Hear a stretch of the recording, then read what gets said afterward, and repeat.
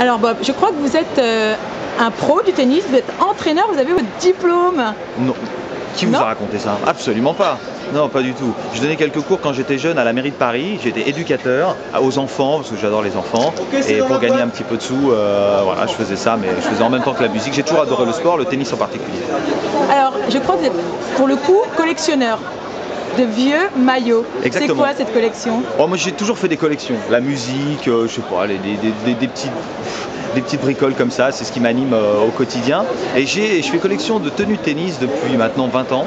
Et je dois avoir une centaine de tenues. Alors surtout André Agassi, parce qu'il a changé beaucoup. Et à l'époque, quand il est arrivé sur le central avec ses tenues fluo, bon, il nous a fait rêver. Mais bon, Borg, Yannick Noah, John McEnroe, pas mal de choses. Et comment vous les récupérez? Ça s'achète sur eBay. Et il y a encore des vieux stocks de maillots tout neufs, des chaussures, alors pas de chaussettes, mais et je récupère ça comme ça à droite à gauche. C'est une collection. Je fouine même dans les marchés aux puces, des trucs comme ça, des raquettes. Et vous les mettez où alors? Parce que j'imagine que ça prend beaucoup de place. Moi, ça prend de la place, mais j'ai un grand appartement et puis j'ai un studio. Enfin, moi, j'entasse les choses. Voilà, j'aime bien entasser. Alors on vous a vu, vous avez complètement électrisé le central il y a quelques jours. Comment vous l'avez vécu? Ah, Je crois que c'était vous étiez un magnifique. peu déguisé en Borg aussi. Hein. Sur une initiative donc du tournoi, de toute l'organisation, on a organisé durant la journée des enfants, qui est une journée de solidarité, l'ensemble des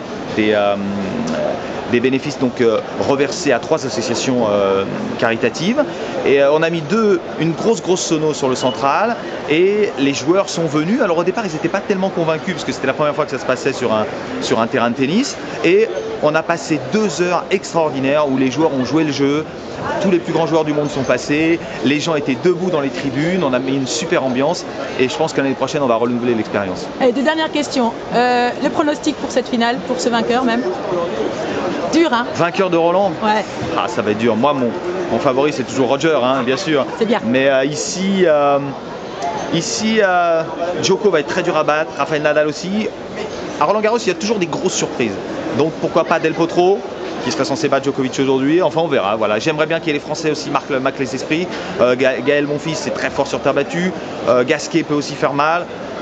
Tsonga est très en forme en ce moment. Voilà, moi, je supporte les Français un maximum. Un chouchou particulier? Roger. Moi, je suis toujours sur Roger, mais bon, j'attends l'herbe.